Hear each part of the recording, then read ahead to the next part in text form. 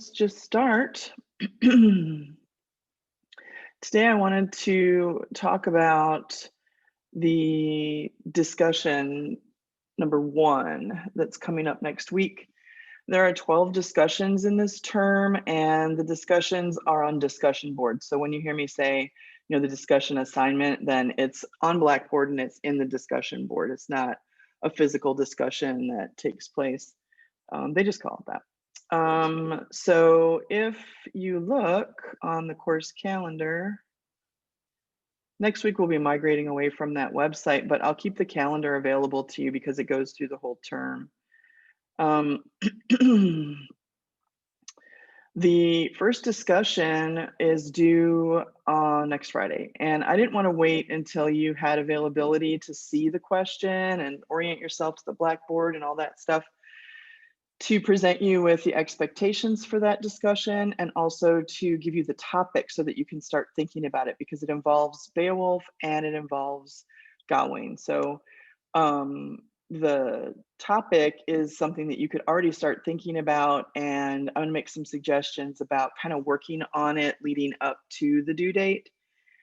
You'll see that they're in the calendar in pink. Oh, that went really fast.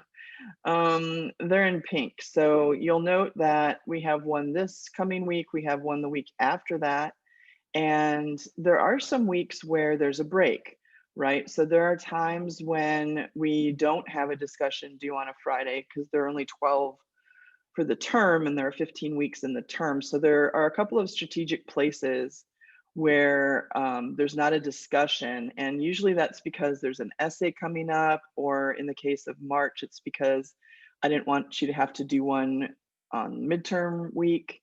So you could see that there are some spaces where there's not a discussion. It's not something that happens every single Friday, is what I'm trying to point out. April is kind of like the heavy month all around. April, I couldn't change the dates on a lot of things. So that's the month where every week there's something. And then we'll be working on essay number 2. But by the time April rolls around, I think that we'll be a well-oiled machine with this course. Note that the responses to the discussion are due the following Monday. So the way they have it set up is there's a discussion question that you respond to by Friday, and that's a 500 minimum word response. Then you need to, by the following Monday, look at least 3 of your classmates' responses and respond to them with a minimum of 150 word response. I'm going to talk to you about what we're expecting in those responses. I'm going to show you some examples of some, solid ones, good, fair, and poor. I'm going to show you all of that today so that you get a feel for the expectations.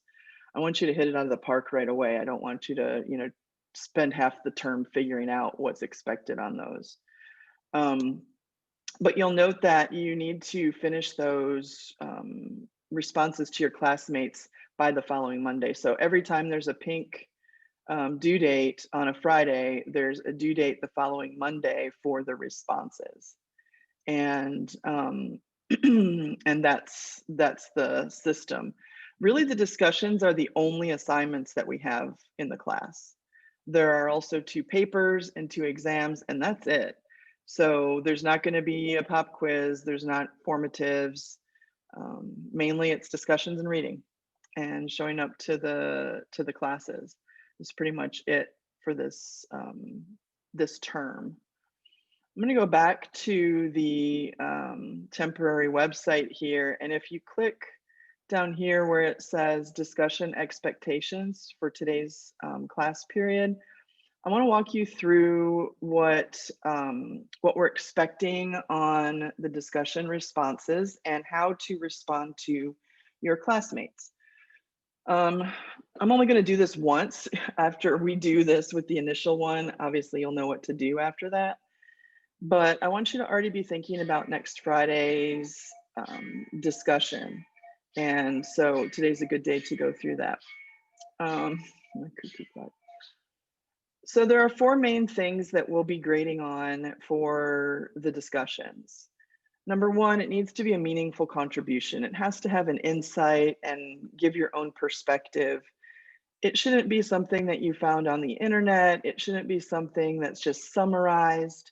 It should demonstrate that you've been thinking deeply about the material that we've been reading. And it should be about your reading, not the stuff I'm talking about in class, right? The stuff I'm talking about is basically just going through the material with, a basic lecture. You should be thinking beyond that for yourself as you're reading. So meaningful contribution means that you have thought about the text and are engaging with the text and giving your own insight. They have a note there about plagiarism. I haven't had a problem too much with plagiarism this year. There were a few situations early on with the formatives, but overall, I haven't really had any issues with that. But just keep in mind, I'm eager to hear what you have to say about the literature, not what some rando on the internet thinks about Beowulf. Proof of reading. Okay, so the other thing that you're striving to do in your responses is to prove that you've been reading the material. Not just that you've been listening to lectures, not just that you looked at a summary online, but there aren't any quizzes. So quizzes are one way that instructors sometimes check to make sure that you're reading, but we're not doing that. Instead, the discussions should demonstrate that you've been reading the assigned pieces. So if the response is superficial, it doesn't answer the question, it doesn't directly, like target something in one of the readings that it asks you to, then that's not going to be a passing score on the discussion. Obviously, you have to meet the length requirements. The minimum is a minimum. So they stress here that a minimum is, if there's a 500 word minimum, it doesn't mean you stop at 500 words if you have more to say. So a minimum amount gets a minimum grade, if you know what I mean. If you can be insightful and original and authentic in 500 words, then that's great. But if you write 500 words, it doesn't necessarily mean that you're going to be getting the top scores. Standard English, you do need to check over your work for proper grammar. We're working at almost a junior level in literary studies, so we shouldn't have issues with capital I's or anything like that. So it should be a little more on the formal side.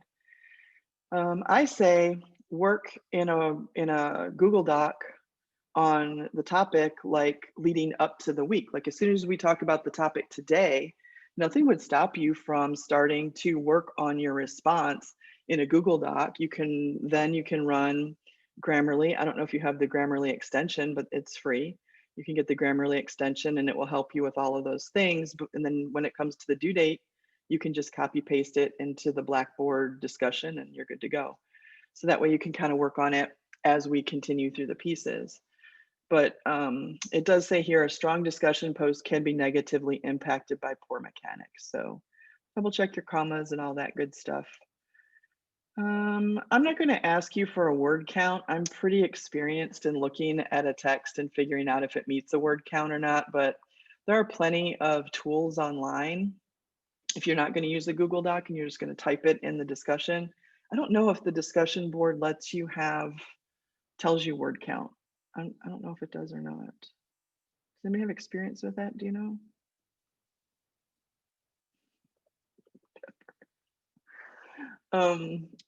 I don't know if it does or not, but you can just Google word count and then copy paste it, and there are lots of online things that can tell you your word count. So I'm not going to ask you to tell me your word count, but the reason that we have a word count in the first place with a minimum of 500 for your initial response, and then your responses to your classmates need to be a minimum of 150 words. The reason we do that is to indicate depth. It's the same thing with pages in a paper assignment. If I want a 25-page paper, it means I want you to go into like extreme depth on that topic. If it's a 3-page paper, it means that you're just kind of, skimming the surface, giving the basics of that topic. So it's the same thing with word count. It's to indicate the depth with which we're expecting you to go on your responses. Um, it says here, do not, you can copy paste if you do it in a different document. Do not submit attachments. So if you do it in Google Doc or Word or whatever you're using on your phone, what have you, copy paste it and put it into the discussion. Don't put an attachment. It's hard for people to read and respond if they have to open a bunch of stuff. So we want it to be all there on the discussion page. Okay, so when replying to your classmates, there's some good advice here that you can keep coming back to. Sometimes people say, well, I don't really know what to say. I agree with them, and that's not 150 words. So there's some advice here about how you can respond to your classmates. Of course, you need to be respectful and constructive. I don't think I have immature students who wouldn't know that they're supposed to be respectful and constructive. We're not here to tear each other down. We're here to just exchange ideas. It says you can find areas, here's some things right here that will give you an idea of some different directions you can go when you're responding to your classmates.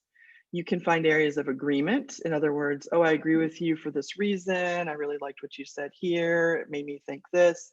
Or you can disagree respectfully. You can say, I don't think that's accurate because look at how this happens with Beowulf. Like after that, this happens. But you should still be trying to explain even when you're responding to your classmates, you should still be attempting to prove that you've read the material. So I'm still looking for that, not just in your initial response, but also as you respond to your classmates. So you can call them out on a misreading. You can say, well, yeah, that's true in this part, but not in this part, in order to demonstrate that you know the text. You can also identify ideas that your classmates made you aware of for the first time. Maybe you had like a, epiphany and they helped you to see that based on their response. So you could comment on that. You could explain how you gained a different perspective on the reading from the person's response. Or you can challenge a potential misreading. So these are not the only things you can do, but sometimes people have trouble getting ideas to respond to classmates. And so right here is where you can find some help for that. All right, if you scroll down from there, you will see there's a little divider, and that's because the rest of this page is really just explaining the grading, like what's going to make a top level paper, what's going to make a mid-level paper, and what's going to make a failing discussion response. I know I'm saying paper, but I mean response. So really there's just 3 categories that they give us: good, fair, and poor. I don't know, well, I feel like there should at least be 5, but that's just me. So let's look at the description. Obviously, everybody's going to be wanting to get into the good range because the good is like an 85 to 100. And those will address the question directly, provide textual evidence. And by that, we mean you're quoting. Don't just say on page 72, because your classmates aren't going to go many, many times back to page 72 to see what you're talking about. But if you quote, then they probably read that and remember. So just quote and use that to support your ideas. You should synthesize your notes, lectures, other learning into the response. So it should demonstrate that you've been attentive to all the portions of class. You should be offering authentic reflections. Authentic means your own ideas that come from you. Don't try to make it sound fancy. You guys already have a good vocabulary. You don't have to try to make it something that is superior, to trying to put in a bunch of flowery language. It's better to be clear. In addition, good discussions exceed the minimum length requirements. Doesn't mean that if somebody writes 1,000 words that it's any good. It just means that, usually if you're being insightful and deep in your responses, you will probably go more than 500 words. And provide genuine and useful feedback to peers. So that's what we're looking for when we say something is in the good range. This is kind of like the rubric right here. The fair examples are, like 70 to 85, somewhere in there. They get the job done, they meet the requirements, but they're not, exceptional in any way. Addresses the question, provides textual evidence, synthesizes learning materials, but maybe it's incomplete, maybe it's a little superficial.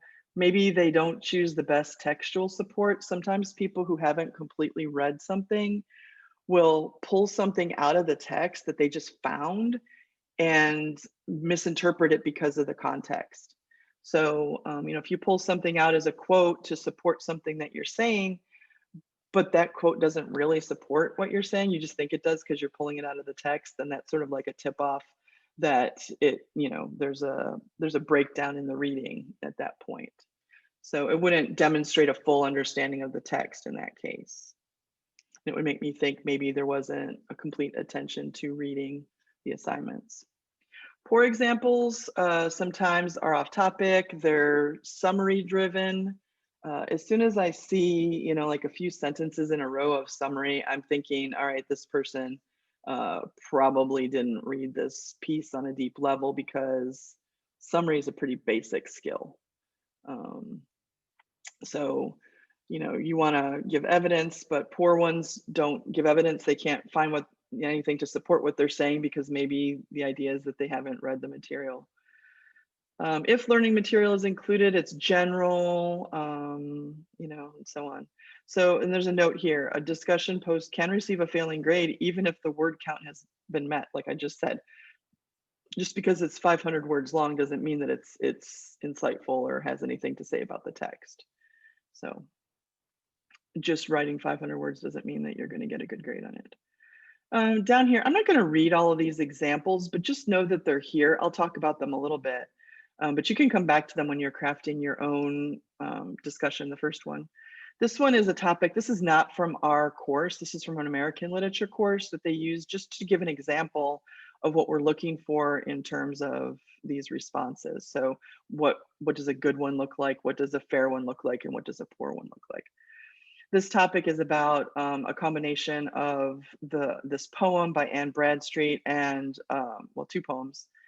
And they're asking, how does this reflect the religious views and convictions of Pilgrims and Puritans? And then there's another question, in your opinion, are Bradstreet's views, convictions shared by believers today? Okay, so here is a good response. And if you go back and look at it, you'll see that they do all of these things that are described up here in the good response. Very often the discussion questions will have multiple questions, so you need to respond to multiple things. And you can see that this person is breaking that into 3 sections. And also, what was I going to say?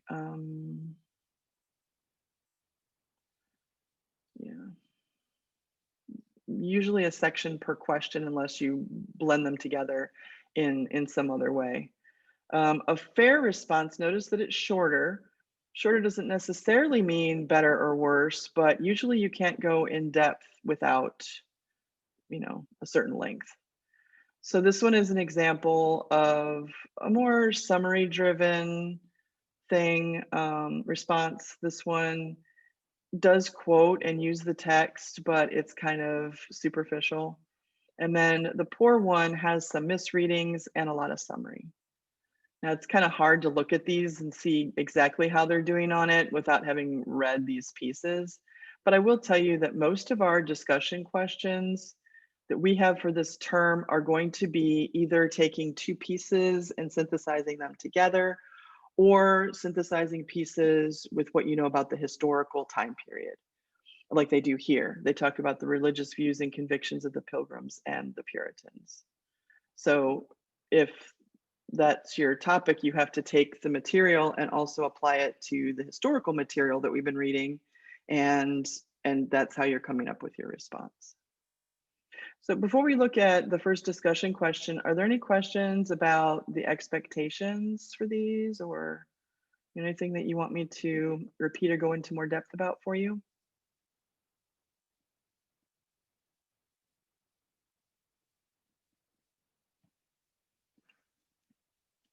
No? All right, well, make yourself known if you have questions. If you click right here on the website, you'll see the discussion question number 1. So this is the one that you'll have to turn in on the 22nd, a week from today. So you might copy paste it and put it in a document, and over the course of the next week, just spend some time working on it, honing it, thinking about your responses, bouncing it off of what we're talking about in class and stuff like that. The topic is right here. Heroism tends to be defined in masculine terms in both Beowulf and Sir Gawain and the Green Knight. What does it mean to be a hero in both stories? What role is left for women in the respective societies? Do the religious elements referenced in the stories contribute to our understanding of heroism in the stories? So there are 3 questions there. So I would expect a 3-part response when you're doing your discussion. You can try to weave them together, but they kind of are separate questions in some ways, even though they all deal with heroism.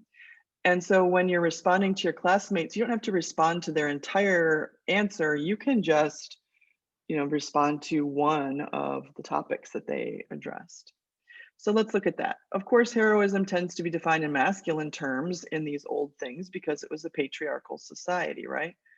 What does it mean to be a hero in both stories? Well, you need to go back into Beowulf and back into Gawain, and you need to talk about how the heroes in each story are depicted and what does it mean? What are the qualities of a hero in Beowulf? What are the qualities of a hero in Gawain? Go back and find some key quotations that demonstrate those expectations. They're all over the place. Maybe you might even want to compare them. Are there some overlapping qualities between Beowulf and Gawain that we could say are heroic expectations in the hero in both of those pieces? What's different? You're going to answer that question in depth. And then you've got what role is left for women in the respective societies.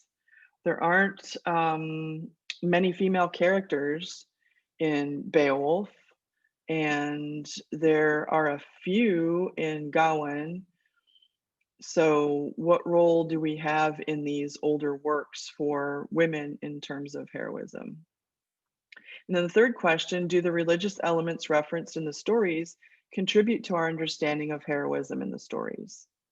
I've been pretty careful in all of the discussions about Beowulf and the first one about Gawain to talk about the religious implications in the pieces. But you have to put that together now with heroism. So is heroism related, and to what extent is it related to religious aspects of the time period and those that are referenced in the texts? So you can see it's not going to be very hard to get 500 words in response to a topic like that, because you've got 3 different things to write about regarding heroism. So, like I said, it might be good to copy paste that into a document when Blackboard's available. You can look at it on there. Probably on Tuesday, I'll take everybody to Blackboard so that we can all see the way that it's set up and where the discussions are and stuff. But I would work on it as a doc and then just copy paste it when it's time to submit. Down here, all I did was just put the due date for the responses to your classmates. And then I just repeated those things that we already talked about, some starters for responding to your classmates' work. So that's the topic. Are there any questions about it?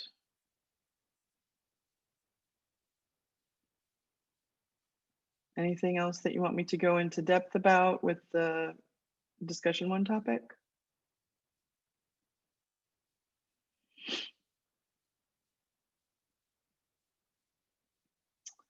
Okay, well, if you go back to the main page, you will see that in class on Tuesday, we're going to wrap up Gawain, which is perfect because then you'll have a complete understanding of that text and it's easier for you to finish up your discussion response throughout the week.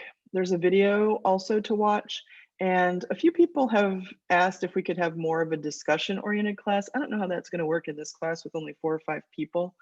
But I do have some study questions that I want us to spend a little time on, maybe discussing as a group.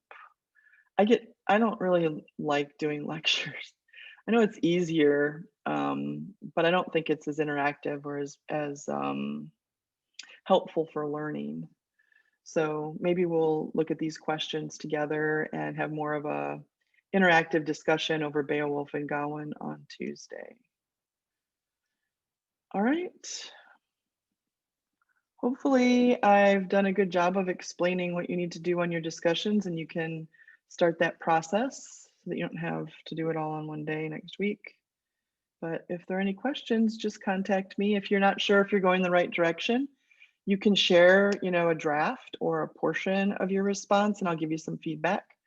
Just let me know, and email it to me, share it with me on a Google Doc, and I'll be glad to give you my thoughts if that helps you. All right, if there aren't any questions or anything, then I'm going to go ahead and